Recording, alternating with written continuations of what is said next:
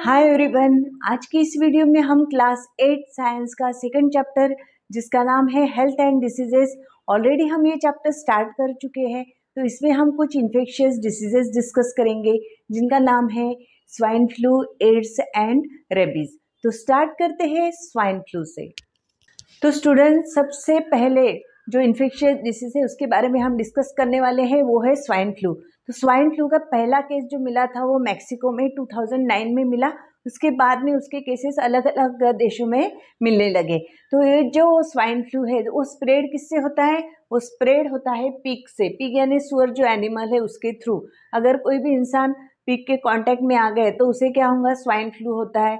और फिर वो human to human, infected human से दूसरे ह्यूमन में भी वो क्या होगा? इन्फेक्ट होगा।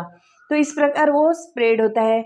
या वो होता है स्वेट, किसी का स्वेट, इन्फेक्टेड पर्सन का स्वेट है, या सिक्रेशंस ऑफ नोज, माउथ, इससे भी वो स्प्रेड होता है। तो ये हो गया उसका मोड ऑफ इन्फेक्शन। उसके बाद में स्टूडेंट्स, अगर सिम्टम्स की बात कहें तो सिम्टम में सबसे मेन सिम्टम है उसका, उसमें थ्रोट में क्या होता है? इन्फेक्शन होता है। तो उसे हम सोर थ्रोट, यानी कुछ भी सॉलोइंग करने में उसे प्रॉब्लम आएगा। उसके बाद में बॉडी में पेन रहता है। और मेन डिफ़िकल्टी है डिफ़िकल्टी इन ब्रीदिंग। ये जो मेन उसके सिम्टम्स है, ये है स्वाइन फ्लू के सिम्टम। उसके बाद में अगर आपको प्रिकॉशन या ट्रीटमेंट लेनी है तो आप क्या करेंगे? Avoid the contact with infected person, यानी उस इन्फेक्टेड पर्सन के दूर रहना पड़ेंगे, क्योंकि उसके सिक्रेशन से या उसके किससे स्वैब से भी क्या हो सकता है? ड्रॉपलेट से भी आपको स्वाइन फ्लू हो सकता है। इसीलिए आपको प्रॉपर क्या बॉडी पार्ट को कवर रखना होगा और टाइम पे वैक्सीनेशन लेना होगा। अगर ये सब अपन फॉलो करेंगे तो क्या होगा? स्वाइन फ्लू रिकवर हो जाएगा। तो ये हो गया आपको, आप डिटेल में मैंने बताया। तो आप लिखने समय क्या लिख सकते हैं? तो सबसे पहले आप पैथोजन का नाम लिखेंगे कि किससे स्प्रेड होता है। पैथोजन क्या है उसमें? पैथोजन है H1N1, यानी इससे ये स्प्रेड होता है वायरस। उसके बाद में लिखना है आपको मोड ऑफ इन्फेक्शन, यानी किससे वो फैलता है। मोड ऑफ इन्फेक्शन में आप क्या लिखेंगे? ये तो pig through, spreads through pig, then उसके बाद में वो ह्यूमन में स्प्रेड होता है। और sweat, then secretions of nose, mouth, इससे भी स्प्रेड होता है। ये हो गया मोड ऑफ इन्फेक्शन। ठीक है। उसके बाद में आपको क्या लिखना पड़ता है? सिम्टम्स। तो सिम्टम्स में आप क्या लिखेंगे? सिम्टम में मेन पॉइंट्स जो आपको लिखने हैं वो आप लिखेंगे कि ब्रीदिंग डिफ़िकल्टी, फर्स्ट पॉइंट आएगा उसमें, डिफ़िकल्टी इन ब्रीदिंग। उसके बाद में सेकंड पॉइंट में आप क्या लिख सकते हैं कि सोर थ्रोट, यानी सॉलोइंग करने में प्रॉब्लम आएगा, सोर थ्रोट। एंड थर्ड, इसमें आपके पूरे बॉडी में क्या रहता है? पेन। तो आप पॉइंट लिख सकते हैं पेन इन बॉडी। ये तो हो गए आपके सिम्टम्स। और इसका स्टूडेंट्स, इसका जो स्वैब लेते हैं टेस्टिंग के लिए, वो भेजते हैं पुणे के वायरोलॉजी टेस्टिंग सेंटर में, NIV में भेजते हैं। उसके बाद में आपको रिपोर्ट मिलता है। और उसके बाद में प्रिवेंशन में आप क्या बताएंगे? प्रिवेंशन में avoid the contact with infected person, ये आप एक पॉइंट लिख सकेंगे। दूसरा point, cover the body part. और तीसरे पॉइंट में आप लिखेंगे take proper vaccination.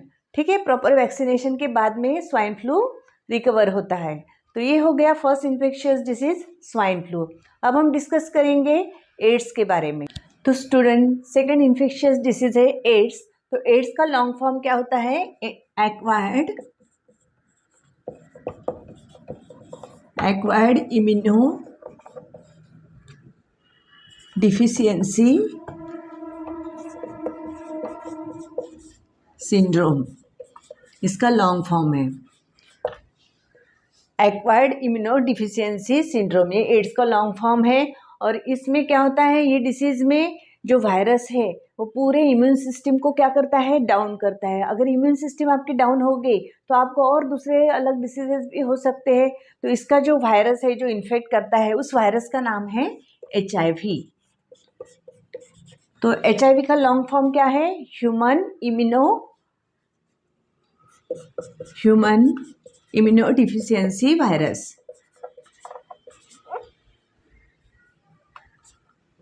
Deficiency virus.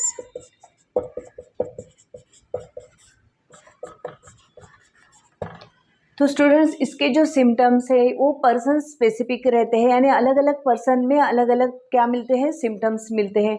और इसके जो ये है मोड ऑफ इन्फेक्शन किससे स्प्रेड होता है, तो सबसे पहले जो सिम्टम है मोड ऑफ इन्फेक्शन किस प्रकार स्प्रेड होता है, मोड ऑफ इन्फेक्शन होता है सबसे पहले थ्रू ब्लड। थ्रू ब्लड यानी क्या, अगर इन्फेक्टेड पर्सन का ब्लड किसी नॉर्मल पर्सन को दिया जाए तो उससे क्या होगा, एड्स स्प्रेड होगा। उसके बाद में सेकंड जो पॉइंट है वो है from infected mother to child. अगर किसी मदर को HIV ये हुआ है, एड्स हुआ है, तो उसके बच्चे को भी होने की संभावना रहती है। यानी सेकंड रीजन में आप क्या बता सकते हैं, from infected mother to her child वो स्प्रेड हो सकता है। थर्ड पॉइंट में आप बताएंगे कि अनसेफ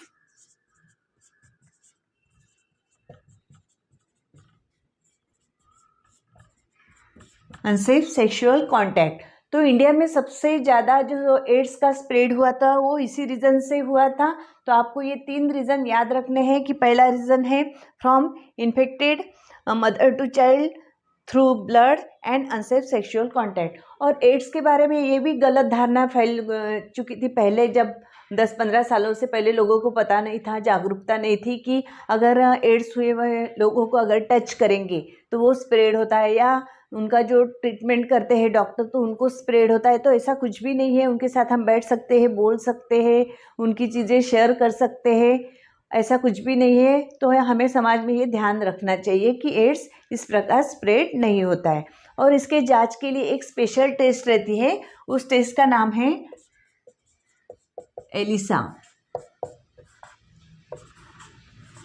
एलिसा टेस्ट से जांच होती है कि उसको एड्स है या नहीं, उसके बाद में उसको प्रॉपर ट्रीटमेंट दी जाती है। तो ये हो गया एड्स के बारे में। अब हम डिस्कस करेंगे थर्ड डिसीज जिसका नाम है रेबीज। तो स्टूडेंट थर्ड इन्फेक्शियस डिसीज है रेबीज। रेबीज जो होता है वो एनिमल बाइट से होता है। तो जैसे कि कैट, डॉग, रैट, रैबिट, ये जो जानवर है इन्फेक्टेड, यानी ये कोई भी जो एनिमल है, कैट, डॉग, रैट, रैबिट, ये इन्फेक्टेड जो रहते हैं एनिमल, अगर वो किसी ने इंसान को काटे तो वो क्या हो सकता है, रैबिज हो सकता है। और इसके क्या है, सिम्टम्स जल्दी से पता नहीं चलते। इसलिए जब भी आपको किसी एनिमल ने बाइट किया है तो आपको जल्दी से क्या होना चाहिए, डॉक्टर के पास जाके उसकी ट्रीटमेंट लेनी चाहिए। ये भी एक क्या है, वायरल डिसीज है। तो इसके जो mode of spread, mode of infection में आप क्या बोल सकते हैं, मोड ऑफ इन्फेक्शन में आपको जो अगर पॉइंट्स लिखने हैं तो आप पहला पॉइंट लिखेंगे through bites of infected dogs, cat, rabbits. इससे वो क्या होता है, स्प्रेड होता है, वायरल डिसीज है। उसके बाद में इसके जो सिम्टम्स है, सिम्टम्स में सबसे पहले तो आपको क्या होता है, सिम्टम में फीवर आना, और फीवर 3 महीने तक रहता है उसका fever. Stiffness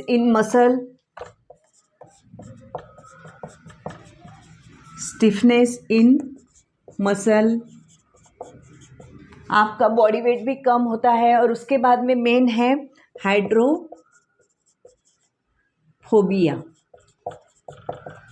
hydrophobia in student extreme fear for water, एकदम उसे पानी से क्या लगता है, डर लगता है। उसके बाद में एग्जैगरेशन इन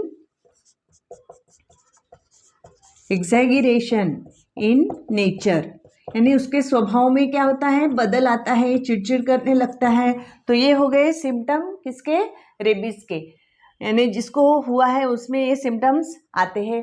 तो ये जो सिम्टम आने में बहुत टाइम लगता है, इसलिए हमें तुरंत ही जब भी डॉग बाइट या कुछ भी एनिमल बाइट हुआ तो हमें तुरंत जाना चाहिए और वैक्सीनेशन प्रॉपर करवाना चाहिए। तो ये हो गए स्टूडेंट 3 इन्फेक्शियस डिसीजेज जिसका हमने आज क्या किया है, डिस्कस किए हैं।